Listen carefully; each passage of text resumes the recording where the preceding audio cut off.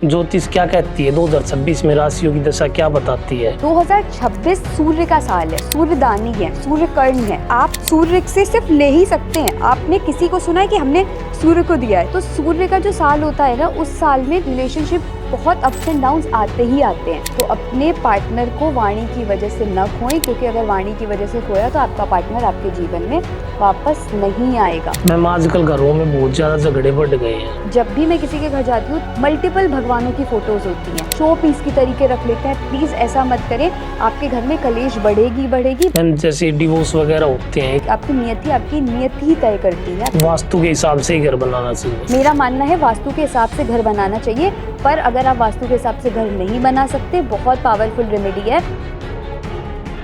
क्या other caste में शादी करते हैं तो तलाक का बड़ा कारण है? कर्ण कहते हैं सूत पुत्र थे, उनके अंदर जो ताकत थी वो क्षत्रियों वाली ताकत थी, सूत वाली ताकत नहीं थी। आपके अंदर जो पावर रहती है ना, वो आपकी जाति से ही आती है। और शादी के टाइम पे लड़के और लड़की की एज में कितना डिफरेंस होना चाहिए? अगर ज्योतिष के हिसाब से मैं बोलूँ तो 3-4 साल का डिफरेंस होना ही चाहिए। 2-3 साल इज सफिशिएंट। नेक्स्ट प्रधानमंत्री कौन होगा? नाम तो नहीं बोल सकते। और क्या आपने राहुल गांधी कुंडली देखी? पहले वो अच्छे नेता बन जाएं, उसके बाद ही वह प्रधानमंत्री के उम्मीदवार बनने योग्य है। मैम क्या ज्योतिषी से किसी मौत का पता चल सकता है? इसकी मौत कब होने वाली? अब हमारे सामने ऐसी कुंडली रखी एंड हमारे बड़ों ने देख के बोल दिया ये तो इस दुनिया में है ही नहीं, तुम कुंडली किसकी दिखा रहे हो।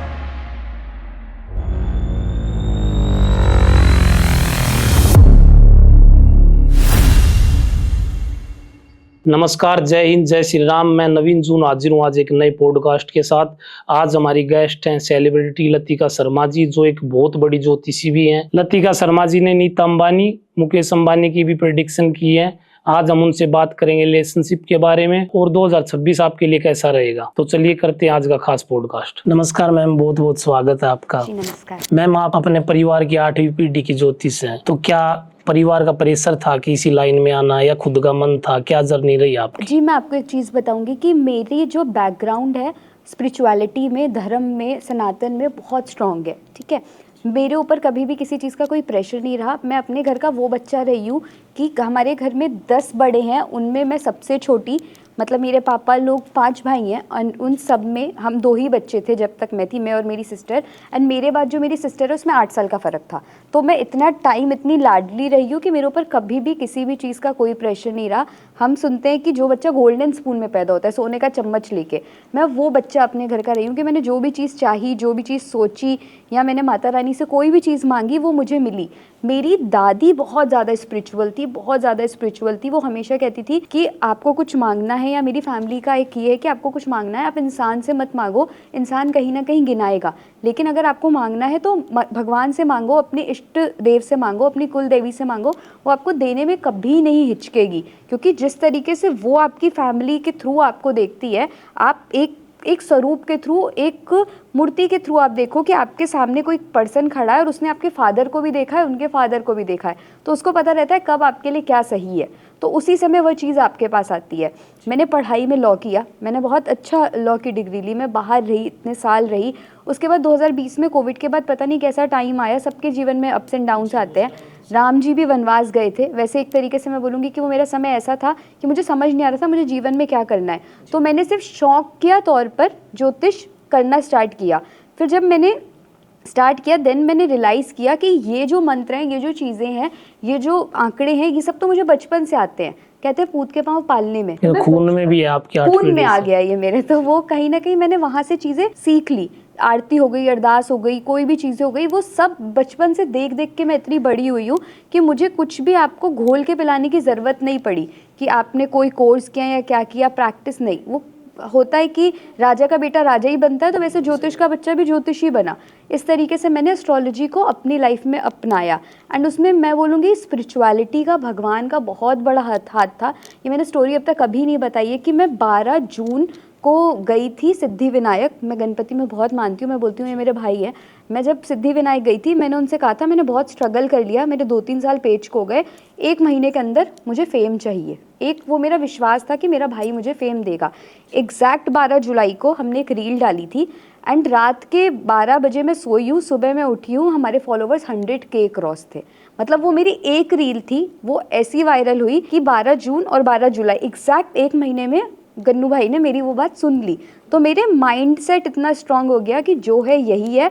अब अगर इसने यहाँ तक फेम दिया है तो उसको बढ़ाना कैसे, अपनी फॉलोइंग कैसे बढ़ानी है, अपने माँ बाप का नाम कैसे रोशन करना है, वो सीख कर मैंने ज्योतिष को पूर्णतः अपना लिया। फिर मैंने अपना करियर लॉ से स्विच करके एस्ट्रोलॉजी में कर लिया। मैम आज के दिन रिलेशनशिप बहुत खराब हो रही है, हर घर में हस्बैंड वाइफ का झगड़ा रहता है, सास का बहू का झगड़ा रहता है, भाई भाई का झगड़ा रहता है। 2025 तो ऐसे ही निकल गया, तो आगे ज्योतिष क्या कहती है 2026 में राशियों की दशा क्या बताती है कि रिलेशनशिप कैसी रहेंगी? 2026 सूर्य का साल है। सूर्य क्या है, पहले सूर्य को समझिए। सूर्य दानी है, सूर्य कर्ण है।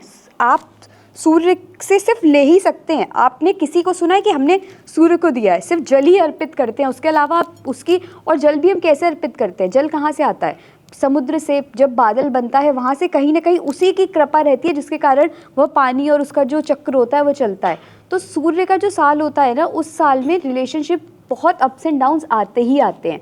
चाहे आप किसी भी राशि को देखो, चाहे आप किसी को भी देखो, XYZ, आप किसी भी पर्सन को देखो, तो सूर्य का कैसे रहता है? सुबह होती है, जब सूर्य होता है तो आपका हल्का सा लालिमा जैसा माहौल रहता है, आपको सुकून देती है उसकी किरणें। जैसे ही वह दोपहर पे जाता है, एग्जाम्पल मिड ईयर भी आता है, आधा साल जाता है, तो उस समय गर्मी का मौसम बहुत ज़्यादा तीखा, इस तरीका से आप देखिए जनवरी में आपको सुकून देगी, जून के बाद आपको थोड़ी सी वो दिक्कत देगी, और जब शाम होती है तो फिर से वो हल्की हल्की सुकून और राहत देती है। उसी तरीके से 2026 भी हमारे जीवन में इस तरीके से आएगा कि आपके जीवन में सडन परिवर्तन होंगे, सडन परिवर्तन रिलेशनशिप में। और मेष राशि के जो जातक होते हैं वह मंगल को रूल करते हैं। तो जो मंगल होता है वो बहुत ही स्ट्रॉन्ग प्लैनेट होता है, उसको कहते हैं सूर्य का सेनापति ग्रह। तो जो मंगल वाले लोग होंगे यानी मेष राशि के जातक होंगे, इनको बहुत ही अपनी वाणी को सोच समझ कर चलाना पड़ेगा। इनकी वाणी की वजह से इनके हस्बैंड वाइफ में बहुत ज़्यादा क्लैश हो रहे हैं। अगर आपके गर्लफ्रेंड है, आपके बॉयफ्रेंड्स हैं, बात बात पर लड़ाई न करें, सामने वाले को स्पेस दे, स्पेस देना बहुत ज़रूरी है। अदरवाइज़ ज़्यादा मीठा भी डायबिटीज़ करता है। इस तरीके के सीन इनके रिलेशनशिप में आ सकते हैं। उसके बाद हम सेकंड राशि की बात करेंगे, तो अगर हम टॉरस की बात करेंगे तो टॉरस वाले क्या करेंगे कि ममतामयी प्यार देना चाहेंगे, कि अपने पार्टनर को बहुत संजो के रखें, बहुत करें, बट इनको अपने पार्टनर को पुश करने की बहुत ज़रूरत है। अगर यह अपने पार्टनर को पुश करेंगे, उनको जीवन में आगे बढ़ाएंगे, कि उनके करियर में फोकस करेंगे, एक माँ की तरीके आप प्यार करें, पर एक योद्धा की तरीके भी उसको आगे करें कि वो राजा है, वो आगे कहीं ना कहीं जीवन में बढ़ोतरी कर सकता है। तो अगर उस तरीके से ये पार्टनर एक दूसरे को संभालते हैं तो इनके लिए बहुत ही ज़्यादा फेवरेबल रहेगा। थर्ड मैं बात करूँगी जेमिनाई की। जेमिनाई वालों को इस चीज़ का ध्यान देना है सबसे ज़्यादा कि अगर ये कहीं पर भी जाते हैं तो अपने पार्टनर को बता कर जाएं, क्योंकि बुध की राशि, अगर ये अपने पार्टनर को बता कर जाते हैं, या ऐसा ना हो कि उनका पार्टनर रात भर वेट कर रहा है कि कब इसका मैसेज आएगा, ये पहुंचा नहीं पहुंचा। किसी भी काम के लिए हर हस्बैंड वाइफ में, हर गर्लफ्रेंड बॉयफ्रेंड में, हर रिलेशनशिप में चीज़ें रहती हैं। तो अगर ये चीज़ें समझ के चलते हैं तो इनके लिए बहुत ही ज़्यादा प्रॉफिटेबल रहता है। चौथी अगर मैं राशि की बात करूँगी तो इनके साथ एक बहुत ज़्यादा प्लस पॉइंट आएगा कि कोई थर्ड पार्टी की वजह से इनके बीच में प्यार बढ़ सकता है। कोई नेगेटिव चीज़ नहीं होगी, प्यार बढ़ सकता है। तो अपनी रिलेशनशिप की अगर इनको गाइडेंस नहीं सही लग रही है, इनको लग रहा है हमारे बीच में क्लैश हो रहे हैं, हमारी रिलेशनशिप अच्छी नहीं है, तो ये किसी न किसी को एज अ मेंटोर बना के अपने रिलेशनशिप की गाइडेंस लें, इनके लिए साल अच्छा रहेगा। पांचवी राशि आती है सिंह राशि। सिंह राशि के साथ इस साल बहुत ज़्यादा रिलेशनशिप में दिक्कतें हो सकती है, कॉज ऑफ देयर ईगो। इनका ईगो इतना ज़्यादा स्ट्रॉन्ग होगा, इतना ज़्यादा स्ट्रॉन्ग होगा कि इनको लगेगा अहम ब्रह्मास्मि, और अहंकार तो रावण का भी नहीं चला था। इसके पीछे की एक बहुत पॉपुलर कथा है कि एक बार राम जी जब अयोध्या जीत के आए तो उनको कहा कि आपने रावण को मारा, तो राम जी ने कहा रावण को मैंने मारा, रावण को मैंने नहीं मारा, रावण को उसकी मैंने मारा। तो जब ये बात हुई तो रावण जो इतना त्रिकाल युगी, उस तीनों लोकों का राजा, शिव का इतना बड़ा भक्त, इतना बड़ा ब्राह्मण, इतना सारे वेदों की रचना करने वाला, जब उसका अहम नहीं चला तो आप कैसे ये सोच सकते हो कि रिलेशनशिप में अहम चले। और उसने सबसे बड़ी जीवन की गलती की थी कि उसने अपनी धर्म पत्नी के आगे अपना अहम को चुना था और किसी पर स्त्री को रखा था। तो यही गलती सिंह राशि वाले इस साल करेंगे ही करेंगे। तो सिंह राशि वालों को मेरी साफ चेतावनी है कि अपने अहम को बिल्कुल भी बढ़ोतरी न दे, अपने रिलेशनशिप में अच्छा रहना है तो सोच समझ के डिसीजन ले। उसके बाद मैं बोलूँगी अगर आपकी छठी राशि वाले जो लोग होते हैं उनको इस चीज़ पे बिल्कुल ध्यान देना है कि अपनी वाणी पे बहुत संयम रखना है, बहुत संयम रखना है, क्योंकि बातों बातों में ये बातों के योद्धा बन जाते हैं जिसकी वजह से इनके बीच में लड़ाइयाँ होती हैं, कलेश होता है और कलेश की वजह इनके जीवन में डाइवोर्स तक को ले जा सकती है। तो अपने पार्टनर को वाणी की वजह से न खोएं, क्योंकि अगर वाणी की वजह से खोया तो आपका पार्टनर आपके जीवन में वापस नहीं आएगा। सातवीं अगर मैं राशि की बात करूं तुला राशि की, तो इनके साथ एक बहुत बड़ा नेगेटिव पॉइंट ये हो जाएगा कि ये चीज़ों को बैलेंस करना बहुत चाहेंगे, ये जो कि बहुत अच्छी चीज़ है, बट बैलेंस के चक्कर में कि अपनी मदर से भी निभा ली, अपनी वाइफ से भी निभा ली, तो यहाँ भी अच्छे बन गए, यहाँ भी अच्छे बन गए, इस चीज़ से बचें वरना दिक्कत आ सकती है। इनके लिए एक बहुत अच्छा पॉइंट है, ये वाइट रुमाल हमेशा अपने जेब में रखें, आपका रिलेशनशिप स्टेबल रहेगा। और मैं रुमाल इसलिए बोलती हूँ, लोग कहते हैं कि मैम आप ऐसे उपाय देती हैं कि ऐसा लगता है कि हम रुमाल से क्या होगा, उसके पीछे का सबसे बड़ा लॉजिक होता है, कोई भी प्लैनेट किसी भी स्टोन को जब हम पहनते हैं तो वो वही कलर होता है जो उस प्लैनेट का रंग होता है। पुखराज पीला होता है, बृहस्पति का रंग होता है, और अगर वो कलर भी आपके अराउंड रहता है ना तो भी आपको वो कहीं ना कहीं प्रॉफिट ही देता है, ठीक है। तो एग्जाम्पल, जब तक आप पुखराज खरीदने के या प्लैनेट को खरीदने के जितने योग्य नहीं है, अननेसेसरी आपको पैसा क्यों फंसाना है, तो आप छोटे मोटे रेमेडीज़ करिए। जिनका बुद्ध खराब है मैं उनको कहती हूँ प्लांट्स के अराउंड रहो। अगर आपकी लाइफ में पॉजिटिव चेंजेस आते हैं तभी जाकर आप उसका ग्रह धारण करो। आपका पुखराज है तो आप सूर्य को जल चढ़ाओ, पीला है पीला कपड़ा रखो, अगर पॉजिटिव रिजल्ट्स आते हैं तो आप वो चीज़ धारण करो। तो मैं इनको कहूँगी वीनस वालों को जो अपना तुला राशि है कि वो जेब में सफ़ेद रंग का कपड़ा रखें। आठवीं राशि भी हमारी जो राशि होती है वो मंगल की राशि होती है। इन लोगों के लिए भी मेरी हिदायत है कि अपने दिमाग को ठंडा रखें वरना रिलेशनशिप में दिक्कत आएगी। पार्टनर को सर्वज्ञाता समझें और उनसे सोच समझकर विचार विमर्श करके जीवन में आगे प्रगति करें। नवीं राशि हमारी होती है गुरु की राशि।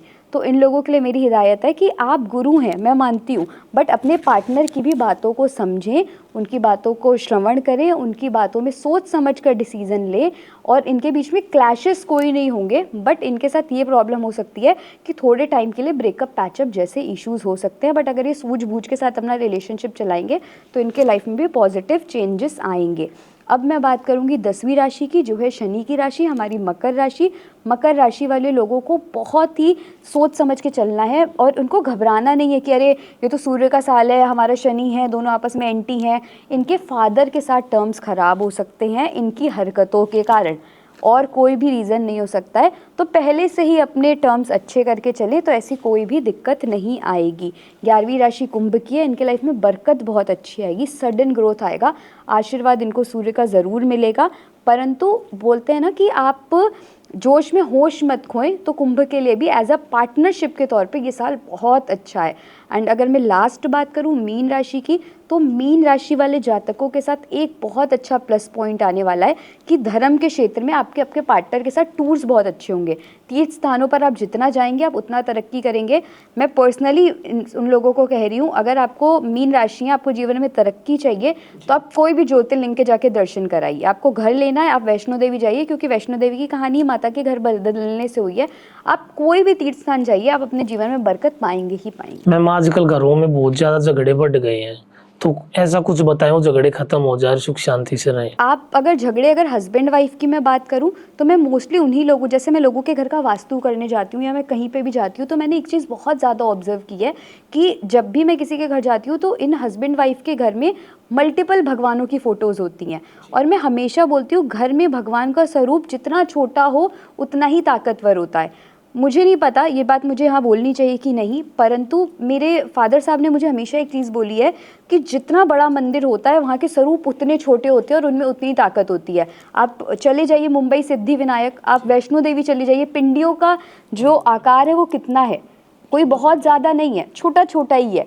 आप सिद्धि विनायक जाइए, हमारे गन्नू भाई इतने से ही हैं, पर कहते हैं कि वो इतने सिद्ध हैं कि वो आपकी सारी चीज़ें पूरी करते ही करते हैं। तो हम लोगों को भगवान के स्वरूपों के हिसाब से अपने घर पे नहीं रखना चाहिए कि ये बहुत ही विशाल स्वरूप है, ये देखने में बहुत आकर्षण लगेगा, हमें रखना है, शो पीस की तरीके रख लेते हैं। प्लीज़ ऐसा मत करें, आपके घर में कलेश बढ़ेगी बढ़ेगी। भगवान का एक स्पेसिफिक जो आपने दिल से माना है, आपके बड़ों का दिया हुआ है, वह साइज़ रखिए।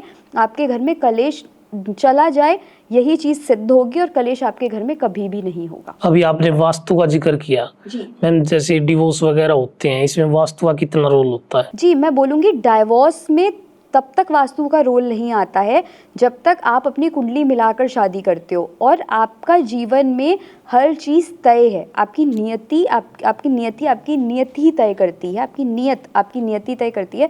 बहुत स्पेसिफिक चीज़ है, मैं हमेशा ये चीज़ बोलती हूँ। आपकी कुंडली जब मिल जाती है उसके हिसाब से, आप हस्बैंड वाइफ के हिसाब से कि आपको कौन सी दिशा फलेगी कौन सी नहीं फलेगी, उसके हिसाब से आप घर लेते हो ना, आपका घर कभी नहीं टूटेगा। बट छोटी मोटी गलतियाँ होती है जिनकी वजह से घर में कलेश होते हैं।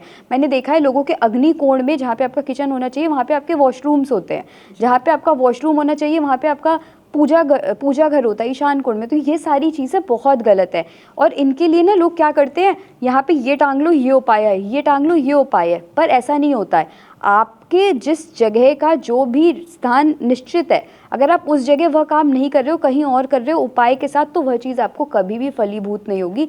यह चीज़ आपको अपने दिमाग में रखकर चलनी होगी। इसी वजह से आपके घर में कलेश और डाइवोर्स होते ही होते हैं। वास्तु के हिसाब से ही घर बनाना चाहिए। मेरा मानना है वास्तु के हिसाब से घर बनाना चाहिए, पर अगर आप वास्तु के हिसाब से घर नहीं बना सकते, बहुत पावरफुल रेमेडी है। ये रेमेडी मेरे फादर साहब ने मुझे बताई थी कि अपने घर में मोर पंख ज़रूर रखो। जितने भी वास्तु दोष हैं, जितनी भी चीज़ें हैं, मोर पंख कृष्ण के सर पे रहता है। उसमें इतनी ताकत है, जिसको भगवान ने अपने सर में रख लिया, अगर वो आपने अपने घर में रख लिया तो आपके घर में कोई भी नकारात्मकता नहीं आ सकती। आप उसको अपने घर पे रखो, आप देखोगे आपके घर में कितनी पॉजिटिविटी आती है। आजकल लव मैरिज हो रही है, अदर कास्ट से भी हो रही है। क्या ज्योतिषी ये बताती है कि अदर कास्ट में शादी करते हैं तो तलाक का बड़ा कारण है? इसके पीछे ज्योतिष हमेशा एक चीज़ बोलता है, एक मैंने कहीं पढ़ा था, जाति कभी नहीं जाती। इसको मैं कोई भी नकारात्मक तरीके से नहीं बोलना चाहती, बट जाति कभी नहीं जाती का मतलब एक बहुत ही स्पष्ट होता है कि आपके बड़ों ने आपको क्या सीख दी है, आपके घर की चीज़ें कैसी हैं, आपका हिस्ट्री क्या है, आपकी कुंडली बता देती है। जैसे मैंने अभी आपको बोला, राजा का बेटा राजा ही क्यों बनता है और ज्योतिष का बच्चा ज्योतिषी क्यों बनता है? पूत के पाँव पालने में ही होते हैं। आप कितने भी उसकी चीज़ें बदलना चाहे, आप नहीं बदल सकते। इसीलिए महाभारत में कहानी है कि कर्ण कहते हैं सूत पुत्र थे, लेकिन उन्होंने जब तीर चलाया था तो उन्होंने चलाया बिल्कुल क्षत्रियों के ही तरीके था। उनके अंदर जो ताकत थी वो क्षत्रियों वाली ताकत थी, सूत वाली ताकत नहीं थी। आपके अंदर जो पावर रहती है ना, वो आपकी जाति से ही आती है। अब इंटरकास्ट मैरिजेस होती हैं, मल्टीपल होती हैं, मैं हमेशा बोलती हूँ, बट कुंडली के गुण और कुंडली की चीज़ें अलग होती हैं। पर आपके जो फैमिली के संस्कार होते हैं वो भी उस कुंडली में दिखते हैं। जब वो चीज़ें आपस में मैच कुंडली में नहीं होती हैं, जिसकी वजह से आपके डाइवोर्स होते हैं। इसलिए अगर आप लव मैरिज भी कर रहे हो तो प्लीज़ एक बार कुंडली मिलान ज़रूर करो। अगर कोई प्रॉब्लम भी होगी ना तो ज्योतिष उसको कहीं ना कहीं संभालेगा।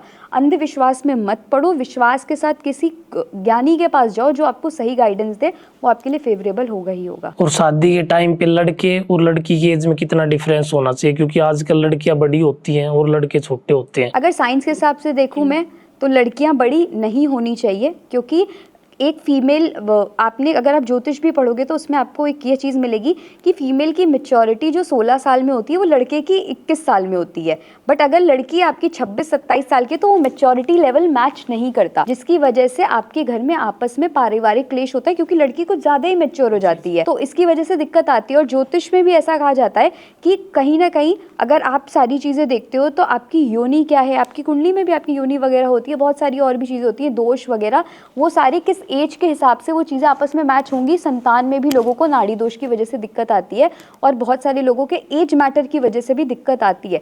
इसलिए मैं हमेशा बोलती हूँ लड़की की उम्र छोटी हो तो अच्छा, बट अगर आपकी कंपैटिबिलिटी स्ट्रांग है तो बड़ी भी लड़की हो तो कोई दिक्कत नहीं है। फिर भी कितना डिफरेंस होना चाहिए? 2-3 साल का या ज़्यादा? अगर ज्योतिष के हिसाब से मैं बोलूँ तो 3-4 साल का डिफरेंस होना ही चाहिए। 2-3 साल इज सफिशिएंट। बट बहुत ज़्यादा भी डिफरेंस अच्छा नहीं है, क्योंकि मेंटालिटी आपकी सेम नहीं होती है। क्या ज्योतिष से किसी का भाग्य बदला जा सकता है? बिल्कुल, ज्योतिष से आप एज अ सीढ़ी के तरीके उसको यूज़ कर सकते हो। वह सीढ़ी जो आपको जीवन में आगे बढ़ा सकती है। आपने बहुत सारे क्रिकेटर्स, में विराट कोहली का नाम लूँगी, नीच भंग राज हो गया उनकी कुंडली में, कि उनके कुंडली में कुछ प्लैनेट्स ऐसे हैं जो उनको सही रिजल्ट नहीं भी देने वाले थे, परंतु उनके कर्मों की वजह से उनको जो सही रिजल्ट मिले, आज वो दुनिया के सामने है कि वो कहाँ से कहाँ पहुँच गए। उनके फादर जब एक्सपायर हुए थे, उसके बाद भी वो खेलने गए, उन्होंने अपनी मेहनत को ही अपना जज्बा बनाया, और आज वो कहाँ है दुनिया सब देख रही है। तो मैं हमेशा बोलती हूँ कि ज्योतिष को अगर आप एज अ औषधि के तरीके यूज़ करोगे तो वो आपको जीवन में बहुत आगे ले जाएगी, परंतु अगर आप उसको ड्रग की तरह यूज़ करोगे तो ज़्यादा मीठा डायबिटीज़ करता है, और ड्रग किसी भी चीज़ का होता है तो वो चीज़ आपके लिए अच्छी नहीं होती है, वो आदत आपको ख़राब करती है। लोग क्या करते हैं, लोग इंस्टाग्राम पे देखते हैं, फेसबुक पे देखते हैं, हर जगह देखते हैं, ये उपाय कर लें, ये उपाय कर लें। अभी मैं किसी ने कोई वर्ड बोल दिया, एग्जाम्पल कॉन्वोलेक्सा, कि हम ये वर्ड बोलेंगे, हम ये बोलते रहेंगे, हम पैसे वाले बन जाएंगे। आप कर्म मत करो, आप स्पेसिफिक वर्ड बोलते जाओ, क्या आप पैसे वाले बन जाओगे? नहीं, कर्म बहुत बड़ी चीज़ है, कर्म बहुत बड़ा प्रधान है। कर्म ही आपके जीवन को आगे बढ़ा सकता है, और आपकी कुंडली आपके जीवन में क्या सही समय है, जिस समय आपके जीवन में ये डिसीजन आपको लेना चाहिए, आपको जीवन में आगे बढ़ना चाहिए, और आप वह चीज़ कर सकते हो। मैम, डिवोर्स का आज के दिन सबसे बड़ा कारण क्या है? मैं बोलूँगी कि सब लोग कहते हैं लड़के लड़की की कुंडली मिलाओ, बट मैं हमेशा लोगों को बोलती हूँ कि लड़के की माँ की डेट ऑफ बर्थ क्या है या लड़की की माँ की डेट ऑफ बर्थ क्या है, वो मुझे बताओ। क्योंकि जिन भी लड़कों के 7वें घर का चंद्रमा होता है, एग्जाम्पल मैंने कुंडली में देखा है, उनकी वाइफ तो बहुत ब्यूटीफुल होती है, परंतु मुझे बोलना नहीं चाहिए, सब अपने मन पे मत लीजिएगा, बट एस्ट्रोलॉजी ये चीज़ कहती है कि इनके चंद्रमा की वजह से इनकी मदर का इंटरप्शन कहीं ना कहीं डायरेक्टली या इनडायरेक्टली, उनका स्वभाव हो ना हो, परंतु उनका इंटरप्शन ऐसा आ जाता है कि उनके बीच में दिक्कत होती है। तो एक बार उनकी कुंडली भी देख लो, उनकी डेट ऑफ बर्थ भी देख लो कि वो आपके लिए कंपैटिबल है कि नहीं है। इफ़ इन केस नहीं है तो उसके हिसाब से उपाय कर लो, वो कंपैटिबल हो जाएंगी तो डाइवोर्स होंगे ही नहीं। आपके अनुसार सास और बहू की कुंडली मिलानी उनकी भी मिलाओ, उनकी तो आजकल सबसे ज़रूरी है, क्योंकि आजकल की यंग जनरेशन, आप पहले के टाइम और अब के टाइम पे बहुत बड़ा फ़र्क देख रहे हो। आपने नोटिस किया होगा, पहले लड़कियों के अंदर सहने की ताकत थी, अब लड़कियों के अंदर करने की ताकत है, और ये बहुत अच्छी चीज़ है कि लड़कियां कोई भी काम करती हैं, लड़कियां जीवन में आगे बढ़ रही हैं, परंतु कहीं ना कहीं बड़ों की रिस्पेक्ट जो होती है वह उस लेवल की नहीं है जिस तरीके से हमारी मम्मियाँ करती थी। आज मेरी मदर को भी मैं देखती हूँ, मेरी मदर आज भी अपने सर में, मैं अपना ही एग्जाम्पल देती हूँ, मेरी मदर के सर पे पल्ला रहता है जस्ट फॉर रिस्पेक्ट। बट अगर आज मैं पल्ला रखने में सोचूंगी कि यार सोसाइटी क्या कहेगी, दुनिया क्या कहेगी, क्या होगा, तो वो कंपैटिबिलिटी कहीं ना कहीं सोच की वजह से मैच नहीं करती। और आने वाली जो जनरेशन जेन जी है, उनके दिमाग में तो और ये कहीं ना कहीं चीज़ें भरी हुई है कि हम क्यों करें, वाई मी। इंग्लिश कल्चर आता जा रहा है, आपका फॉरेन कल्चर जिस तरीके से आपकी इंडिया में आता जा रहा है, आपके घर में प्रॉब्लम्स बढ़ती जा रही हैं और रिलेशनशिप नहीं चल रहे। अब सब मेट्रो सिटीज़ में रहते हैं, दिल्ली, मुंबई, पुणे, बैंगलोर, गुड़गांव, माँ बाप कहीं रह रहे हैं, आप लोग कहीं रह रहे हो, तो रिस्पेक्ट कहीं ना कहीं आपकी छूटती जा रही है। तो एस्ट्रोलॉजी आपको ये बता देती है कि आपकी कंपैटिबिलिटी आपके परिवार के साथ कैसी होगी, आपके अंदर वो संस्कार हैं कि नहीं है। इफ़ इन केस नहीं है तो उसको कैसे आप बढ़ा सकते हैं और किस तरीके से आप अपनी फैमिली लाइफ को बैलेंस कर सकते हैं, उसके हिसाब से आप अगर अपनी रिलेशनशिप को आगे बढ़ाते हैं तो आपकी ग्रोथ होगी ही होगी। मैम, आजकल एक्टर्स अपना नाम बदल रहे हैं, पहले भी बदलते, जैसे अक्षय कुमार का नाम कुछ और था और फिर उन्होंने अक्षय कुमार रख लिया, गोविंदा का नाम भी कुछ और था, उन्होंने गोविंदा रख लिया। तो नाम बदलने से भाग्य पे क्या प्रभाव पड़ता है? नाम बदलने से आपके भाग्य पे बहुत प्रभाव पड़ता है। मैंने एक चीज़ देखी है कि आपका नाम, आप किसी को भी किसी भी नाम से पुकारोगे ना, वो उसका कहीं ना कहीं स्वभाव बना देता है। अब अक्षय कुमार का जो स्वभाव है, आपने देखा होगा उनके नाम परिवर्तन के बाद बहुत ही पॉजिटिव हुआ है। गोविंदा जी का आपने देखा होगा कि वो स्पिरिचुअलिटी में बहुत है, क्योंकि उनका नाम ही हरि का नाम है। तो नाम आपकी पर्सनालिटी पे बहुत ज़्यादा पावरफुल इम्पैक्ट देता है। एंड मैं हमेशा इस चीज़ को मना करती हूँ कि आप, हाँ, इस चीज़ पे मैंने बात करनी थी आपसे कि लोग अपना सरनेम बहुत जल्दी बदल लेते हैं। उनकी स्पेलिंग, न्यूमरोलॉजिस्ट आते हैं, आप अपनी सरनेम की स्पेलिंग बदल लो। सरनेम कभी भी नहीं बदलना चाहिए। सरनेम आपके पितरों की देन है, आप अपने पितरों की देन के साथ छेड़छाड़ नहीं कर सकते, क्योंकि वो कहीं ना कहीं आपके बड़ों का आशीर्वाद है। उस आपको जो भी अपने परिवर्तन करना है अपने नाम में करो, अपने सरनेम में मत करो। अगर आप सरनेम में करते हो तो आपकी तरक्की की जगह डिक्रीज होता है, आपकी पनौती होती है, तरक्की नहीं होती। मैम 2025 का साल बड़ा ही खतरनाक रहा, कहीं प्लेन क्रैश हुआ है, कहीं कुछ हुआ, मतलब ज्यादा खराब ही रहा, युद्ध भी हुआ है। 2026 कैसा रहेगा हमारे देश के लिए? 2026 में बोलूँगी हमारे देश के लिए प्रगतिवान रहेगा, बहुत अच्छा रहेगा, परंतु सोच समझ के निर्णय हमें लेना पड़ेगा। हमारे प्रधानमंत्री को सोच समझ के निर्णय लेना पड़ेगा। बाहरी शक्तियों से हमें कोई भी खतरा नहीं है, आंतरिक शक्तियाँ ही हमें कहीं ना कहीं दिक्कत देंगी, जो कि एक सकारात्मक साइन नहीं है। राजा का नंबर है, राजा का साइन है, परंतु हमारे देश की जो कुंडली है, हमारे जो भारतवर्ष की कुंडली है, उसके हिसाब से जब एक का साल आया है तब हमारे किसी बड़े नेता की या अभिनेता की मृत्यु हुई है। और ये आपने अगर हिस्ट्री में भी देखोगे तो जब भी एक का साल आया किसी का ऐसा हुआ है तो हम कोई बड़ा नेता या अभिनेता खो सकते हैं। अदरवाइज हमारे देश के लिए साल बहुत अच्छा है। और आपने ज्योतिष विद्या से देखा हो नेक्स्ट प्रधानमंत्री कौन होगा? ये तो इंटरनल चीज़ें हो गई कि नेक्स्ट प्रधानमंत्री कौन होगा, हम नाम तो नहीं बोल सकते, बट जिनके अंदर गुण मुझे दिखते हैं अगर मैं उनमें बोलूँ तो हमारा योगी जी में हमें वो सारे गुण दिखते हैं। अखंड भारत की अगर हम बात करें, उनके शासन काल में आपको यह दिखेगा कि लोग उनको धर्म के प्रति बदल देते हैं कि वह सनातन धर्म को प्रमोट करेंगे, परंतु ऐसा नहीं है। वह बहुत अच्छे निर्णायक है, उनकी कुंडली में यह गुण है कि वह बहुत अच्छे प्रधानमंत्री के रूप में, यशस्वी प्रधानमंत्री के रूप में भारत को हर जगह रिप्रेजेंट अच्छे रूप में करेंगे। उनके अंदर बहुत ही सुपर क्वालिटीज़ हैं। तो अगर मैं देखूं कि आने वाले समय में योगी जी में हमें पूरे उनके गुण दिखते हैं। आपने उनकी कुंडली देखी हो तो क्या उनका योग है प्रधानमंत्री बनने का? अगर मैं बोलूँ तो हाँ, उनका योग है प्रधानमंत्री बनने का। और क्या आपने राहुल गांधी कुंडली देखी? क्या भविष्य में कभी वो प्रधानमंत्री बनेगा? मैं उनके बारे में कुछ बोलना नहीं चाहती कि वो प्रधानमंत्री बनेंगे कि नहीं बनेंगे, बट मेरे हिसाब से उनकी कुंडली में पहले अच्छा नेता बनने के योग्य है। अगर वो अच्छे नेता बन जाएंगे तो अब प्रधानमंत्री जनता उनको खुद ही बना लेगी। पहले वो अच्छे नेता बन जाएं, उसके बाद ही वह प्रधानमंत्री के उम्मीदवार बनने योग्य है। ज्योतिष विद्या ने आपको क्या सिखाया? ज्योतिष का मतलब क्या होता है? ज्योति प्लस ईश, जो भगवान की ज्योति होती है उसी से कनेक्ट करते हैं। ज्योतिष एक खुद में ही शास्त्र है।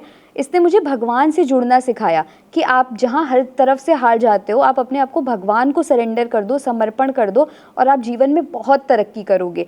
ज्योतिष का मतलब ये नहीं होता कि आप अंधविश्वास को पकड़े रहो कि हमें ये भी करना है, अरे आज तो सोमवार है, आज तो शिव जी को जल चढ़ाना ही पड़ेगा, आज मंगलवार है, आज तो हनुमान जी के मंदिर जाना ही पड़ेगा। इस चीज़ के मैं बिल्कुल विरोध में हूँ। मन चंगा तो कटौती में गंगा। आपका मन साफ है तो आप जो भी दिन है, जिस भी भगवान को मानते हो, साफ मन से आपने उनका नाम भी ले लिया।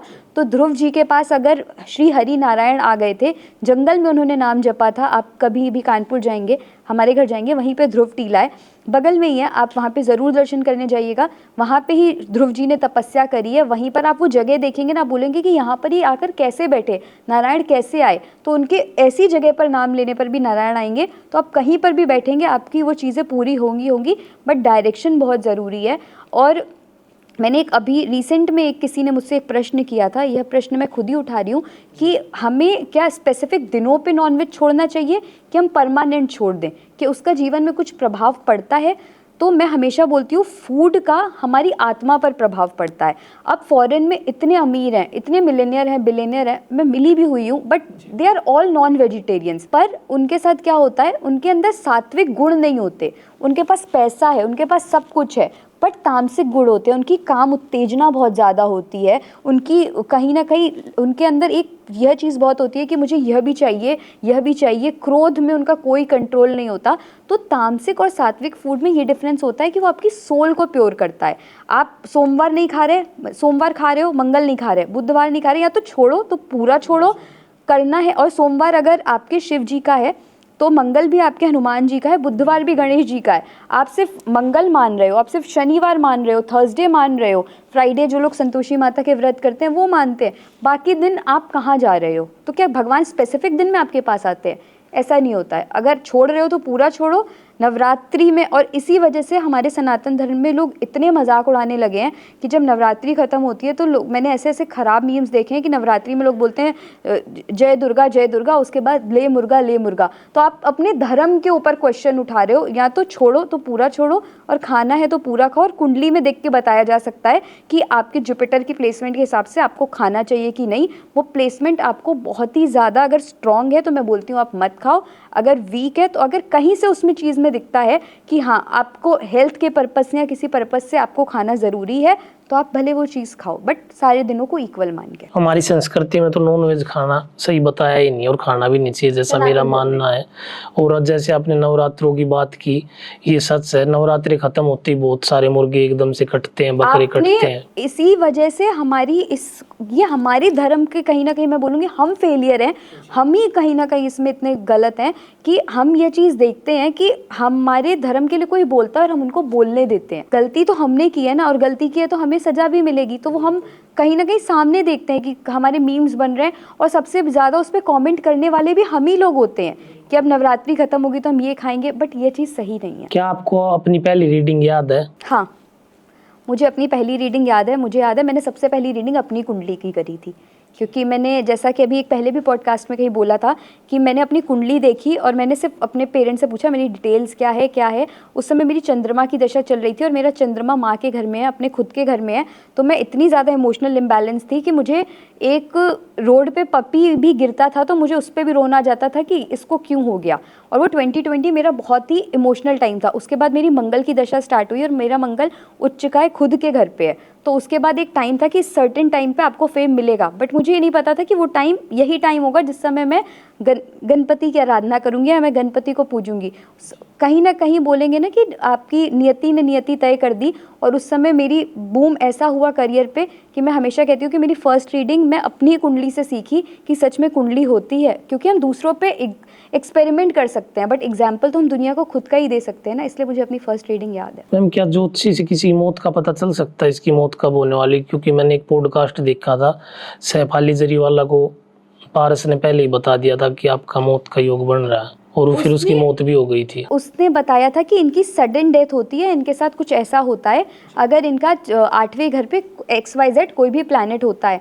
परंतु अगर आप ज्योतिष सच्चे हो, आपको ज्ञान है, तो ज्योतिष में हमेशा आपको एक प्रण दिलाया जाता है कि आप किसी को ऐसी जीवन और मृत्यु ऊपर वाला निर्धारित करता है। मैंने अपने जीवन में ऐसा इंसान भी देखा है जिसकी 90 साल के प्लस उम्र थी और उसकी 25 साल में मृत्यु हो गई। अगर उसकी कुंडली देखो तो उसकी उम्र 90 साल प्लस है। एंड मैं ऐसे ऐसे ज्योतिषों को जानती हूँ, मैं बोलूँगी मेरे कुल में ही ऐसे ऐसे ज्योतिष हैं जिनके सामने लोग टेस्ट करने के लिए, मैं अपने बड़ों में इनाम नहीं लूँगी तो वरना मैं घर पे भी डांट खा सकती हूँ कि आपने बता दिया कि अब हमारे सामने ऐसी कुंडली रखी एंड हमारे बड़ों ने देख के बोल दिया ये तो इस दुनिया में है ही नहीं, तुम कुंडली किसकी दिखा रहे हो। मतलब लोगों को इतना एक्सपीरियंस होता है कि आप कुंडली लेके जाओ, वो आपको ये देख के बता देंगे दुनिया में है कि नहीं है। इतनी लोगों में नॉलेज होती है। कुंडली आपके बारे में सब कुछ बता सकती है, पर आपको उसको सही डायरेक्शन देने वाला, सही दिशा में समझाने वाला पर्सन चाहिए, ना कि आपको भ्रमित करके चीज़ों को मिसगाइड करने वाला चाहिए। किसी मरे हुए व्यक्ति की कुंडली अगर दिखाई जाए तो पता चल जाता है मर इसकी चुका। मृत्यु हो चुकी है। अगर वह ज्ञानी है, उस ज्योतिष को अच्छा ज्ञान है, तो वो बिल्कुल बता सकता है। 9 ग्रहों पे ज्योतिष का क्या महत्व है? ज्योतिष पूरी ग्रहों पे ही डिपेंड है। ज्योतिष क्या है आपको पता है? ज्योतिष का मतलब क्या होता है? आपकी दुनिया में जितने भी, आप पृथ्वी एक ग्रह है, आपके अराउंड में भी जितने ग्रह हैं वह 9 ग्रह होते हैं। हम पृथ्वी में रहते हैं, हमारे आसपास आप देखोगे एग्जाम्पल, किसी का पर्सन का जो रूलिंग प्लैनेट होता है वो सूर्य होता है, किसी का शनि होता है। हमारे आसपास भी कहीं ना कहीं उसके ही अंश घूम रहे हैं। वैसे ही ज्योतिष में जो खगोलीय में ग्रह घूम रहे हैं वह आपके जीवन को पथ प्रदर्शक करते हैं। ठीक है, आपने देखा होगा कि लोग कहते हैं कि अरे इसका चंद्रमा कमज़ोर है, तो पूर्णिमा के समय और अमावस्या के समय उस इंसान को दिक्कत होती ही होती है, क्योंकि कुंडली में उसका चंद्रमा कमज़ोर है। और क्योंकि पानी के कारण आपने देखा होगा ज्वार भाटे होते हैं समुद्र में, जिन वहाँ पर भी कुछ ना कुछ गणनाएँ होती है, कुछ ना कुछ उत्तेजना होती है। उसी तरीके से मानव शरीर में जिनका चंद्रमा कमज़ोर होता है तो वो ग्रह कहीं ना कहीं उसको प्रभावित करते हैं। ऐसे ही हर ग्रह ज्योतिष में आपको प्रभावित करता है। इसलिए कहते हैं कि ज्योतिष में आधारी ग्रह हैं। ग्रहों की परिक्रमा ही आपका जीवन बताती है। अगर आपके कर्म अच्छे हैं तो आपके सगुण ग्रह उच्च के होंगे। अगर आपके कर्म पिछले जन्म में थोड़े से खराब रहे होंगे तो आपके जो नकारात्मक ग्रह होंगे वो उच्च के हो जाते हैं। परंतु आपके कर्मों के हिसाब से, आपकी भक्ति के हिसाब से उसके ऊपर शक्ति किसी में नहीं है, उसके हिसाब से वो आपको पॉजिटिव रिजल्ट देते हैं। आजकल हर तीसरे घर में ये बताया जाता है पितृदोष है, तो ये पितृदोष क्या है और ये कैसे लगता है? मैं हमेशा बोलूँगी, अगर आपने, आजकल लोगों को शॉर्टकट लेने की बहुत गंदी आदत है कि 13वीं का अब एग्जाम्पल, एक माँ गर्भवती है, उसको बच्चा पैदा होने वाला है और 9 महीने के बाद ही बच्चा आएगा। पृथ्वी में आने के लिए 9 महीने लगते हैं, तो पृथ्वी से जाने के लिए भी 13 दिन लगते हैं हमारे सनातन धर्म में, जिसको 13वीं बोली जाती है। अब बच्चे क्या होते हैं, हम फॉरेन रहते हैं तो हम तीसरे दिन, चौथे दिन, 5वें दिन आप 13वीं करवा लो, पूजा करा लो। जब उसका पिंडदान ही नहीं हुआ है, उसकी पूरी तरीके से पूजा ही नहीं हुई है, उसको अपना मंजिल ही नहीं मिली है, वो अपने स्वर्ग में या जहाँ पे भी उसके कर्म के हिसाब से होगा वो वहाँ तक पहुँचा ही नहीं है, तो आप कैसे वो चीज़ों को पहले कर सकते हो? और अगर आप वह नहीं करते हो तो उनका कभी भी आपको आशीर्वाद नहीं मिलेगा, वो आपके घर में पितृदोष ही करेंगे। तो इस तरीके से आपकी कुंडली में पितृदोष लगता ही लगता है। तो जिनके घर में बड़ों का पारण सही से नहीं हुआ है, बड़े तृप्त नहीं हुए हैं, तो उनके बच्चों की कुंडली में पितृदोष आ जाता है। अब पितृदोष जो बताते हैं अपने दादा परदादा जो अपनी संतानों के लिए पूरी जिंदगी कमा के चले जाते हैं, तो वही अपने बच्चों पे दोष कैसे लगा सकते हैं? को आपने शायद एक कहानी सुनी होगी, एक बहुत ही प्रचलित कथा है कि एक माँ थी, वो उसका संतान गर्भ जैसे ही उसने गर्भ से पूरी खत्म हुआ, उसका शिशु का जन्म हुआ, उसके बाद उसकी मृत्यु हो गई। ठीक है, कहानी को गौर से सुनिएगा, इसमें आपको पूरा लॉजिक समझ आएगा। उसने जैसे ही उसकी मृत्यु हुई तो उसने भगवान शिव से वर मांगा कि भगवान कहीं से भी मेरा बच्चा मुझे ला दो, मुझे बस एक बार उसके मुंह से माँ सुना दो, मैं तृप्त हो जाऊंगी। तो जैसे ही भगवान ने उसको कहा, शिव जी तो हमारे भोले भंडारी, वो 1 सेकंड में मान गए। उन्होंने बोला तथास्तु। वो उसकी बच्चे की आत्मा सामने आई तो उसने बोला कि बेटा मुझे माँ बोल। उसने बोला मैं क्यों माँ बोलूँ, तुम कौन हो? जीवन मरण के बाद कौन आपका क्या संबंध है, किसी को किसी से कोई मतलब नहीं। आप कह रहे हो कि वो हमारे बड़े हैं, वो हम पे दोष कैसे लगा सकते हैं? जब एक जन्मा हुआ बच्चा अपने उसको नहीं पहचाना, उसने बोला हमारे कर्मों का बंधन था, तुम जो भी हो, तुमने पिछले जन्म में मेरे पति को मुझसे छीना था, तुम मेरी सौतन थी, तुमने जैसे ही उनको छीना तो मैं इतना रोई गिड़गिड़ाई, बट तुम उनको लेके चली गई, मैं उसका बदला लेने सिर्फ तुम्हारे पास आई थी और तुमने 9 महीने के अंदर मेरा ये किया था, मैं और कोई जन्म नहीं ले पाई, मैं तुम्हारे गर्भ से लेकर पैदा हुआ या हुई जो भी था कि मैं इसीलिए हुई और ये मैंने तुम्हारे साथ बदला लिया। तो जीवन मरण के बाद आपका किससे क्या संबंध है, कोई भी आत्मा याद नहीं रखती। आपने देखा होगा बहुत सारे लोग कहते हैं हमारे घर में इसका साया है, उसका साया है, और ये हमारे घर के बड़े थे, हमारे यहाँ इसने आत्महत्या कर ली। वो क्योंकि आत्मा को पता ही नहीं होता संबंध क्या है, तो वो कैसे दोष नहीं लगाएंगे। वो अपनी तृप्ति अगर उनकी नहीं होगी, आपके घर में कोई मेहमान आया है, उसको प्यास लगी, आपने पानी नहीं पिलाया, तो उसके मुंह से आपके लिए दुआ नहीं हाय निकलेगी। तो अगर आप उनको पूर्णतः तृप्त नहीं कर रहे हैं तो वो आपको क्यों सुख देंगे? और लेकिन जब पितृ आशीर्वाद देने वाले होते हैं ना, तो आप रंक को भी राजा बना देते हैं। ऐसी बहुत सारी हमारे शास्त्र में कथाएं हैं कि आप देखोगे कि उन्होंने सिर्फ साधुओं की, पितरों की, अपने बड़े बुजुर्गों की, श्रवण कुमार की कहानी, उसने बड़े बुजुर्गों की ऐसी सेवा की कि वो अमर हो गया, उसका नाम ही इतना अमर हो गया। लोग क्या करते हैं, श्राद्ध जैसे ही शुरू होते हैं, अपने घर के जो बुजुर्ग होते हैं उनकी इज्जत ना करके पहले कौवे ढूंढेंगे, गाय ढूंढेंगे, इनको करेंगे। आप घर की माँ को तो पहले संतुष्ट करो, तब जाकर बाहर आप माँ को बनाओ, या तब जाके आप गौ माँ को भोजन कराओ। आप सारी चीज़ें नहीं करते, उनका दिल दुखा रहे हो, फिर वो मर भी जा रहे हैं तो उनके बाद भी उनकी क्रियाकर्म पूरी नहीं कर रहे, और आप उम्मीद कर रहे हो वो आपको पितृदोष न लगाएं। आपके कर्म ही आपकी कुंडली बताते हैं, और आपकी कर्म कहीं ना कहीं खोटे रहे होंगे जो आपकी कुंडली में पितृदोष आके लग गया है। बिल्कुल सही बात कही मैम आपने। मैम कुल देवी कौन है और कुल देवी का हमारे जीवन में क्या महत्व है? ये प्रश्न मुझे बहुत अच्छा लगता है कि कुल देवी कौन है। कुल देवी वह एक ग्राम की, एक जगह की, एक स्थान की देवी होती है जहाँ से आपका परिवार बिलोंग करता है। एग्जाम्पल, मेरी कुल देवी दुर्गा है, मैं दुर्गा को बहुत ज़्यादा मानती हूँ, हमारे बड़े दुर्गा को बहुत ज़्यादा मानते हैं। तो मेरी दादी हमेशा ये चीज़ बोलती थी कि हमारे माँ बाप को पता होता है कि हमारे लिए क्या चीज़ फेवरेबल है, क्या चीज़ हमारे लिए फेवरेबल नहीं है। जो कुल देवी होती है ना, उसको पता होता है कि उसको अपने बच्चे को कब क्या चीज़ देनी है, कब क्या चीज़ नहीं देनी है। तो आप अगर अपने कुल देवी से मानोगे तो आपके जीवन में तरक्की आएगी, क्योंकि अगर आपके लिए वो उचित है तो वो आपको दे के ही जाएगी ना। परंतु लोग अब क्या करते हैं, लोग कुल देवी से ज़्यादा अपने इष्ट देवी देवता को आगे बढ़ाते हैं कि मैं तो शिव जी को मानता हूँ, मेरा तो विश्वास शिव जी पे है। और मैं ये भी चीज़ बोलती हूँ, न करे नारायण, मुझे बोलने का अधिकार नहीं, पर मैंने ये चीज़ ऑब्जर्व की है कि लोग ट्रेंड में एक दूसरे को देख के भगवानों को मानते हैं, उनको भगवान के बारे में कुछ नहीं पता। आप सब ने श्रीमद् भागवत गीता सुनी होगी, लेकिन आप में से कितनों ने सुना है कि श्रीमद् देवी भागवत नाम की भी एक हमारी पुस्तक है, एक हमारे शास्त्र है जिसमें देवी माता के बारे में लिखा है। उसमें अगर विश्व की या प्रकृति की उत्पत्ति लिखी है तो उसमें लिखा है विष्णु जी बाल मुकुंद रूप में एक बरगद के पत्ते पर लेटे थे, जिसके कारण पृथ्वी का जन्म हुआ था। उन्होंने पूछा था कि मैं कौन हूँ, मैं कहाँ से आया। आपने जन्माष्टमी में इमेज देखी होगी कृष्ण जी की पत्ते के ऊपर लेटे हुए हैं, तो वो इमेज के बारे में कहाँ से आया, वो आया था श्रीमद् देवी भागवत से, कि उन्होंने एक आकाशवाणी सुनी कि आकाशवाणी हुई है कि मैं हूँ जो हूँ, मैं ही दुनिया को चलाती हूँ। लोगों को ये तो पता है कि उनको नवरात्रि के व्रत करने हैं, लेकिन देवी की उत्पत्ति कहाँ से हुई, देवी कौन है, उसके बारे में कहाँ लिखा है, उनके प्रति ग्रंथ कौन से हैं, शास्त्र कौन से हैं, लोगों को ये नहीं पता। वैसे ही लोग अपने कुल देवी देवता से अनजान है। अगर आपको अपने कुल देवी देवता नहीं पता है तो मैं हमेशा ये बोलती हूँ, अपने बड़ों से पूछो कि हमारी उत्पत्ति कहाँ से हुई है, हमारा ग्राम कौन सा है, हमारा गांव कौन सा है। अगर आपको कुछ मुश्किल हो रही है तो कुछ ज्योतिष भी होते हैं जो बताते हैं, नहीं तो आप हरिद्वार में या जहाँ पर भी आपके यहाँ से अस्थि प्रवाहित आप करने जाते हो, हरिद्वार या कहीं पर भी आप अस्थि प्रवाहित करने जाते हो, वहाँ पर जाते हो, आपकी फैमिली हिस्ट्री लिखी रहती है। उन पंडों के पास तो आपकी फैमिली की न जाने कितनी हिस्ट्री रहती है। आप वहाँ से पता कर सकते हो कि आपका ओरिजिन कहाँ से है और वहाँ के कुल देवी देवता कौन है, उसके हिसाब से आप अपने कुल देवी देवता को मान सकते हो। और मेरी ये विश्वास नहीं है, ये मेरा आजमाया हुआ चीज़ है कि जितनी जल्दी वो आपको सुनते हैं उतनी जल्दी आपको कोई नहीं सुन सकता। कुल देवी को ही सबसे पहले मानना चाहिए हमेशा, बिल्कुल। आप अपने माँ बाप के अलावा दुनिया की पूजा कर रहे हो तो ये चीज़ गलत है ना। मैम नक्षत्र क्या होते हैं? मैं बोलूँगी 27 नक्षत्र होते हैं। हर नक्षत्र, आपने इसके पीछे बहुत अच्छी कहानी है, आपने अगर सुनी होगी कि चंद्रमा की जितनी भी वाइफ होती हैं उनको नक्षत्र कहा जाता है। उनकी जो सबसे पसंदीदा वाइफ थी वो स्पेसिफिक रेवती थी, तो उनकी वजह से चंद्रमा की कलाओं में घटने बढ़ने की एक बहुत लंबी स्टोरी है, वो मैं यहाँ बताऊँगी तो बहुत लंबी हो जाएगी। शॉर्ट में अगर मैं आपको बताऊँगी तो उनको उनके फादर ने, दक्ष जी ने, ये श्राप दिया था कि तुम एक ही को मानते हो, बाकी सबको नहीं मानते, इस वजह से उनकी कलाएँ ऊपर नीचे होती हैं। तो उनकी शादी सबसे हुई थी, बट वो पसंद एक ही को करते थे, उनकी सुंदरता के कारण वो उन पर मोहित थे।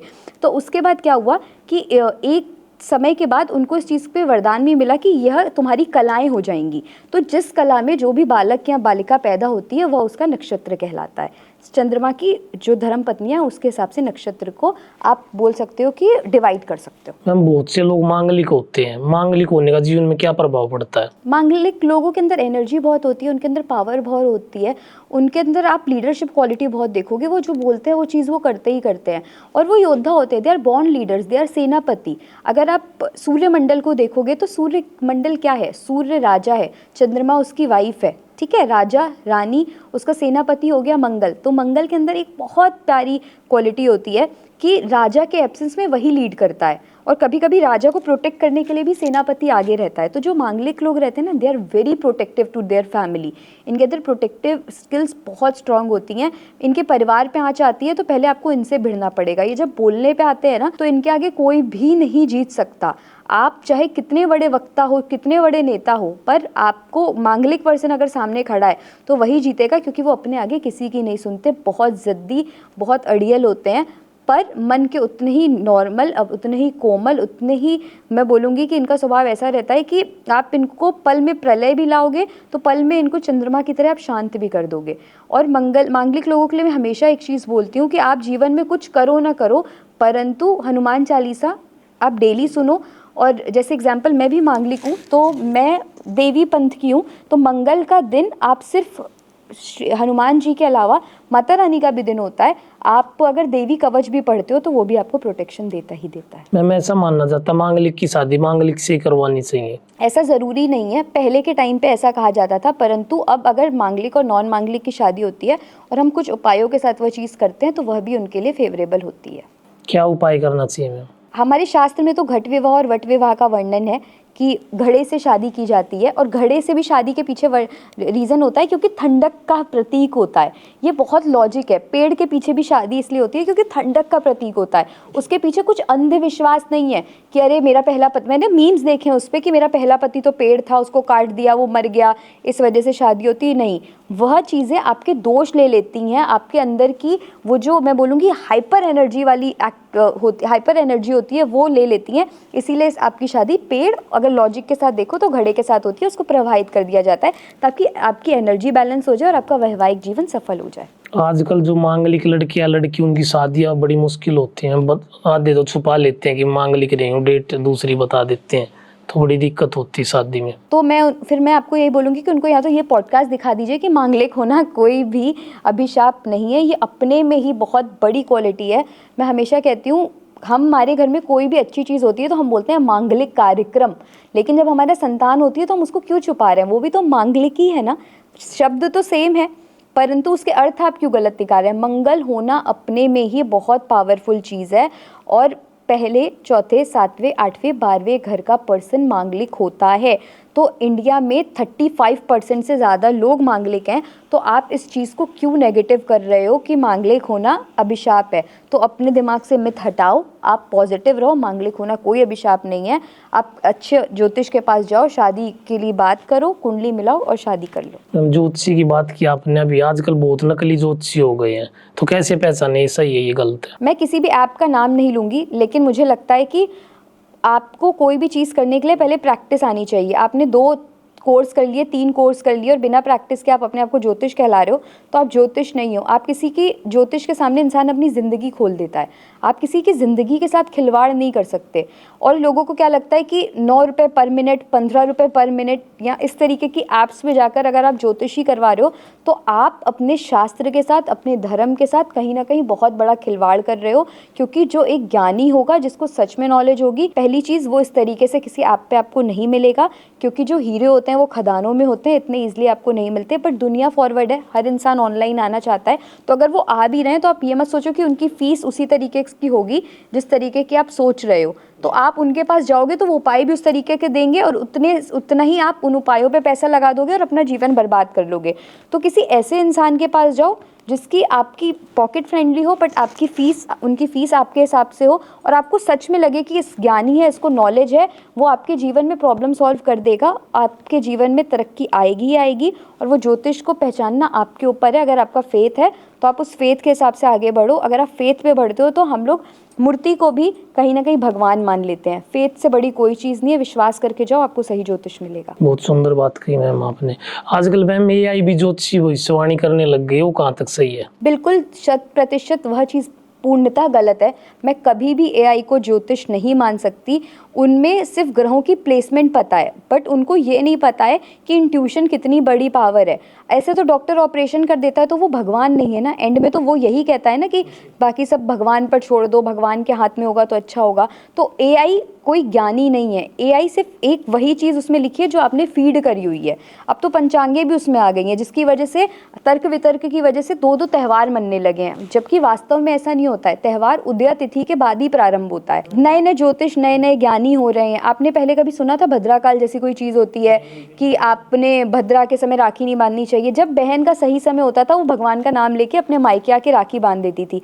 तो मैं हमेशा बोलती हूँ कि इतना भी किसी चीज़ में मत घुसो कि वो आपके लिए दिक्कत कर जाए, आपकी फैमिली के लिए दिक्कत कर जाए और आप उस चीज़ से परेशान हो जाओ। एआई अभी तो बहुत अच्छा लग रहा है, बट एक टाइम के बाद वो अभिशाप ही बन जाएगा। तो इसके ऊपर डिपेंडेंट मत रहो। ज्योतिष एक अलग है, जैसे डॉक्टर है, और इन दो के सामने ना कभी झूठ बोलना चाहिए, ना कभी कोई चीज़ छुपानी चाहिए, क्योंकि ये चीज़ें अपनी नफ्स देखकर पकड़ ही लेते हैं। मैम अभी आपने भद्रा का जिक्र किया, ये भद्रा कौन थी और भद्रा काल से क्यों डरते हैं? मैं हमेशा ये बोलूँगी कि भद्रा काल से आपको डरना नहीं चाहिए। भद्रा का एक विशेष कथा है, एक कहानी है। कुछ लोग भद्रा को सकारात्मक मानते हैं, कुछ उसको यमराज की बहन के रूप में मानते हैं। कहते हैं यमराज को राखी भद्रा ने बांधी थी उस समय पे, इसीलिए उनके साथ ये दिक्कत हुई थी, और जिसकी वजह से हम कभी भी भद्रा के समय राखी नहीं बांधते। यह चीज़ सही नहीं है। परंतु मैं हमेशा ये चीज़ बोलती हूँ कि अगर आपके जीवन में वह समय सही नहीं है, आपको लगता है कि आप भद्रा काल के समय पहुँच रहे हो, तो शंकर जी का नाम लेकर के अब राखी भी बांध सकते हो और त्यौहार भी मना सकते हो। ऐसा कोई भी दोष नहीं। क्या कुंडली देखकर किसी के स्वास्थ्य की भविष्यवाणी की जा सकती है? 100% की जा सकती है। आपके छठा घर बता देता है कि आपको कौन सा रोग होगा, या उसके ग्रह की प्लेसमेंट आपको बहुत ईजिली ये चीज़ बता सकती है। क्या किसी का सूर्य कमजोर हो तो उसका आत्मविश्वास भी कमजोर हो जाता है? ऐसा नहीं है कि सूर्य कमजोर है तो आत्मविश्वास कमजोर हो जाएगा, क्योंकि पूरी कुंडली सिर्फ सूर्य पर निर्भर नहीं रहती। कुंडली में और भी बहुत सारी चीज़ें होती हैं जिस पर आप निर्भर रहते हो। मैं हमेशा ये चीज़ बोलती हूँ, एक प्लैनेट कुंडली नहीं बनाता, 9 प्लैनेट बनाते हैं। और जैसे एक उंगली से आपका हाथ नहीं चलता, 5 उंगलियों की वजह से ही आपका हाथ काम करता है। तो उसी तरीके से अगर आपका सूर्य वीक है परंतु आपका गुरु अच्छा है, तो गुरु क्या करता है, कहीं ना कहीं राजा को भी ज्ञान देता है, ऐसे मत करो, ये करो, इस तरीके से करो, इस तरीके से करो। या सेनापति आपका स्ट्रांग है तो उसका कभी भी आत्मविश्वास कमज़ोर नहीं होता। सिचुएशन के ऊपर मैटर करता है कि वो सिचुएशन कैसी है। अगर वो फैमिली की है तो ज़रूर होगा, परंतु उपायों से उसको ठीक किया जा सकता है। मैम शनि की साढ़े साथी क्या है? वो भी लोग कहते हैं कि शनि बर्बाद कर देता जब साढ़े साथी लग जाती है। ऐसा कभी नहीं है। शनि धर्म है, शनि कर्म है, शनि कर्मों के हिसाब से फल देते हैं। शनि आपके घर के बड़े बुजुर्ग हैं। अगर आपने किसी का दिल नहीं दुखाया, पशुओं की सेवा की है, अपने बड़े बुजुर्गों का आदर किया है, तो शनि की साढ़े साती आपको कभी भी पनौती नहीं लगाती। यह एक बहुत बड़ा मिथ है। मेरी खुद की साढ़े साती की समय में फेमस हुई थी। मेरे अभी भी साढ़े साती चल रही है, परंतु मैं आपके सामने बैठी हूँ। और भी बहुत बड़े बड़े एग्जाम्पल हैं। अगर आपके कर्म साफ हैं और शनि न्याय के देवता हैं, आपकी साढ़े साती कभी भी खराब नहीं होगी। मैंने एक कथा सुनी थी मैम, और एक एपिसोड भी देखा था। एक राजा वीर विक्रमादित्य था, उसके पीछे लग गया था शनि साढ़े साती में, वो बिल्कुल बर्बाद करके रख दिया था। तो उसके कर्मों के हिसाब से फल होगा। अगर उसके कर्म उच्च के रहे होंगे या पिछले जन्म में उसने कुछ कर्म ऐसे किए होंगे, परंतु अगर मैं कथा पे तो कुछ नहीं बोलूँगी क्योंकि हमारा शास्त्र है, शास्त्र के ऊपर मैं कभी बात नहीं करती, उस पर मेरा बोलने का अधिकार भी नहीं। परंतु अगर मैं बोलूँगी उनके कर्म अच्छे रहे होते हैं या कुछ होते हैं, तो शनि उनको कभी भी नकारात्मक रिजल्ट नहीं देते। क्या ग्रहों की भी पूजा करनी चाहिए, सिर्फ देवी देवताओं की पूजा? बिल्कुल करनी चाहिए। ग्रह पहले आप समझिए क्या है। ग्रह उपग्रह ये दो चीज़ें हैं जिसके ऊपर हमारा जीवन निर्धारित है। देवी देवता हमारे माता पिता हैं, हमारे भगवान हैं, हमारे सब कुछ हैं, बट हमारे लिए भाई बहन की भी तो उतनी वैल्यू है क्योंकि उनके ही अंश है ना। तो अगर हम उनको भी खुश रखेंगे तो परिवार में सब चीज़ें खुशहाली रहेगी। आपके जो नियर डियर वंस है जिनकी वजह से आपकी जीवन चल रहा है, एग्जाम्पल कहते हैं कि कुंडली में तीसरा घर भाई बहन का घर होता है, ठीक है। अगर आपके भाई बहन खुश रहते हैं तो घर का माहौल, एक का भी मूड खराब होता है तो सबके साथ वैसा होता है। तो आप सबको एक साथ खुश करके जीवन नहीं आगे बढ़ा सकते, परंतु ग्रहों के साथ आप छोटे छोटे उपाय करके अपने जीवन को सही कर सकते हो कि आपको उन चीज़ों का फर्क पड़ना बंद हो जाता है। मैम ऐसा बोला जाता है कि 5 साल तक बच्चे की कुंडली नहीं दिखानी चाहिए, ये कहाँ तक सही है? मैं हमेशा बोलती हूँ, ऐसा कहा जाता है कि जो स्टार्टिंग के आपके जीवन काल होता है उसमें बच्चे की कुंडली जो होती है वो शुरुआती वर्षों में उसके पिता के कर्मों के द्वारा निर्धारित रहती है। एक कहावत है, बाढ़े पुत्र पिता के धर्मा, खेती बाढ़े अपने कर्मा। मतलब आपके पिता जितना धर्म कर्म का कार्य करते हैं ना, उसका पूरा फल आपके बच्चे के जन्म के बाद उस बच्चे को मिलता है। और आपके जो खुद के कर्म होते हैं वो एक समय के बाद, जैसे खेती होने के बाद उसकी जब कटाई होती है उसके बाद जो प्रॉफिट होता है उसके बाद हमें मिलता है। तो ये कहावत ही अपने में परिपूर्ण है। इसीलिए कहा जाता है कि कभी भी ज्योतिष को किसी भी बच्चे की कुंडली बना लो, बट लोगों माँ बाप की आजकल आदत होती है हमारा बच्चा कितना पढ़ेगा, उसके में क्या समय होगा, उसके लिए चीज़ सही है कि नहीं है, वह चिंता के विषय में पूछते हैं। अगर वह अपने कर्म अच्छे करे ना तो उनका बच्चा उसी डायरेक्शन में जाएगा जिस डायरेक्शन में वो चाहते हैं, और वो कहीं ना कहीं अपने जीवन में उन्नति के मार्गदर्शन के लिए हमेशा आगे बढ़ेगा ही बढ़ेगा। 5 साल तक मतलब नहीं दिखानी चाहिए? नहीं दिखानी। मैं मोस्टली 10 साल तक मना करती हूँ। कुंडली बनवा लो, उनके में नज़र दोष है क्या है, प्रिडिक्शंस ले लो, छोटी मोटी चीज़ें ले लो, लेकिन बहुत लंबा समय का मत पूछो क्योंकि उतने समय का पूछना आपके लिए फेवरेबल नहीं होता। मैम आप हस्तरेखा भी देखती हो, क्या हस्तरेखा से भविष्य का पता चल जाता है? बिल्कुल पता पड़ता है। पहले तो आप समझिए हस्तरेखा है क्या। ये मेरा हाथ है, ठीक है। एग्जाम्पल, इस हाथ में लाइनें नहीं है, फिर भी ये हाथ काम करता। इस रेखाओं का कोई तो मतलब होता है। हाँ, कुछ तो मतलब होगा ही। एक कहावत मैंने बड़ों से सुनी है, वो कहते हैं इस दुनिया में जिस भी चीज़ का नाम है वो चीज़ है। अगर आज आपका नाम है, आज अगर लतिका का नाम है तो लतिका यहाँ बैठी है। हस्तरेखा का नाम है तो हस्तरेखा की नाम की कोई चीज़ है। और कोई भी चीज़ भगवान बिना मतलब के नहीं बनाता, हर चीज़ के पीछे लॉजिक होता है, तभी उसमें हम मैजिक देखते हैं, ठीक है। हर चीज़ कहीं ना कहीं आपस में कनेक्टेड होती ही होती है। यह चीज़ ध्यान रखें कि बहुत सारे लोगों की कुंडलियाँ नहीं होती, उनकी पाम की लाइन से भी मैंने कुंडलियाँ बनाई हैं कि अगर आपका मंगल स्ट्रॉन्ग है, आपका चंद्रमा स्ट्रॉन्ग है, आपका जुपिटर कैसा है, तो आपकी कुंडली बन सकती है और आपका भविष्य बताया जा सकता है। और कुछ ऐसे ज्ञानी होते हैं जिनको वेद की और हस्तरेखा दोनों की नॉलेज होती है, और वो दोनों अगर वो इंडिविजुअल भी देखते हैं तो वो ये बता देते हैं कि तुम्हारी कुंडली में ना ये चीज़ की कमी है, तुम्हारी कुंडली में इस चीज़ की कमी है। बाद में दोनों को मर्ज किया जाता है तो चीज़ें इक्वल ही निकलती हैं। इसलिए अगर आपके पास कुंडली नहीं है, आपके पास, आप कह रहे हो कि हमें डेट ऑफ बर्थ नहीं पता, तो आप हस्तरेखा के थ्रू हमारे पास आके कुंडली बनवा सकते हो। मैम क्या कर्म के अनुसार हस्तरेखा चेंज होती रहती है, वही रहती है? बिल्कुल बदलती है। कर्म के हिसाब से जैसे दशाएं बदलती हैं, कुंडली में भी तो दशाएं बदलती हैं, तो हस्तरेखा कैसे स्थिर हो सकती है? आपके कर्म आपका धर्म बताते हैं, और आपके धर्म के, अगर आप धार्मिक हैं, आपने अच्छे धर्म में अच्छे कर्म किए हैं, तो आपके जीवन में उन्नति होती ही होती है, और आप जो चीज़ भी चाहते हैं वो चीज़ हासिल करते करते ही करते हैं, आपका भविष्य भी बदलता है, आपकी कुंडली की जो दशाएं होती हैं वो भी परिवर्तित होती हैं और पॉजिटिव रिजल्ट भी देती है। आपने सुना होगा, कहते हैं मंदिर में ताली बजाने से या मंदिर में हाथ जोड़ने से आपकी हस्तरेखाएं बदलती हैं। आप जितनी वहाँ ताली बजाओगे उतनी आपकी रेखाएं चमकेंगी, उतना ही आपका भाग्य चमकेगा। तो इसीलिए आपने देखा होगा लोगों का हाथ जोड़ने का तरीका, बहुत सारे पॉपुलर सेलिब्रिटीज़ हैं या बहुत ही मिलियनियर्स लोग हैं इंडिया के जिनके हाथ जोड़ने का तरीका, पूजा करने का तरीका अलग होता है। ऐसा क्यों होता है? क्योंकि कहीं ना कहीं उनके पीछे ज्योतिषीय लॉजिक होता है और ज्योतिषीय कारण होता है। आप लोगों की पोजीशन से वो किस तरीके से बैठे हैं आप बता सकते हो कि यह पर्सनालिटी पावरफुल है कि नहीं। आपने मोदी जी को देखा होगा, हमेशा उनकी एक जो मुद्रा रहती है वह रहती है, ये पावर की मुद्रा रहती है। तो हाथों की रेखाओं का, इनकी मुद्राओं का आपके जीवन पर विशेष प्रभाव पड़ता है, जो कहीं ना कहीं ज्योतिष से कनेक्टेड होता है। मैम फेस रीडिंग क्या है और फेस रीडिंग से मनुष्य के व्यक्तित्व का कैसे पता चल सकता है? फेस रीडिंग में भी सारे ग्रहों का कहीं ना कहीं इम्पैक्ट होता है। बिग फॉरहेड बिग हार्ट मैं हमेशा बोलती हूँ, जिनका माथा जितना चौड़ा होगा उनका दिल उतना बड़ा होगा। दे आर दानी, दे आर ज्ञानी। इनको देने की, सूर्य को रिप्रेजेंट करता है आपका ललाट, जिसको बोलते हैं हिंदी में, शुद्ध हिंदी में इसको ललाट कहते हैं, कि आपका जो सर होता है वो सूर्य को रिप्रेजेंट करता है। और सूर्य के अंदर एक क्वालिटी होती है देने की, दुनिया को अंधकार से हटाता है, रोशनी देता है। आपके अगर सूर्य ना हो तो पेड़ पौधे ना हो, पेड़ पौधे ना हो तो अनाज ना हो, अनाज ना हो तो मनुष्य ना हो। आपका पूरा जीवन ही सूर्य है, सारी चीज़ें सूर्य से निर्भर हैं। तो फेस रीडिंग में सूर्य का, आपके बाकी के, अगर आपके मैं बोलूँ कि गालों से, आपके वीनस का, शुक्र का, आपकी सुंदरता से, आपकी जो मेल्स की दाढ़ी होती है अगर उनकी ब्लैक है, उनका शनि स्ट्रांग होता है। आप देखोगे कुछ किसी के पूरे फेस पे दाढ़ी आती है, उनका शनि बहुत उच्च का होगा, कुछ को थोड़ी बहुत आती है, उनका शनि थोड़ा कमज़ोर होगा। इस तरीके से भी आप फेस रीडिंग के थ्रू किसी के प्लानिटरी बता सकते हो। किसी की नाक आपने देखा होगा बहुत तीखी है, उनका जुपिटर बहुत स्ट्रांग होता है, उनका गुरु बहुत स्ट्रांग होता है। होठों से भी आप किसी की पर्सनालिटी बता सकते हो। जिसकी सुराही जैसी गर्दन होती है, आप उससे भी इंसान के बारे में बता सकते हो कि इसका फ्यूचर कैसा होगा, यह चीज़ सही है कि नहीं सही है, इसके लिए कौन सा बिजनेस है कि नहीं है। आपने देखा होगा 90% एक्टर एक्ट्रेसेस बहुत ब्यूटीफुल होते हैं। क्यों? क्योंकि उनका वीनस स्ट्रांग होता है, जो कि उनके फेस पे, हम उनसे अट्रैक्ट किस वजह से हो रहे हैं?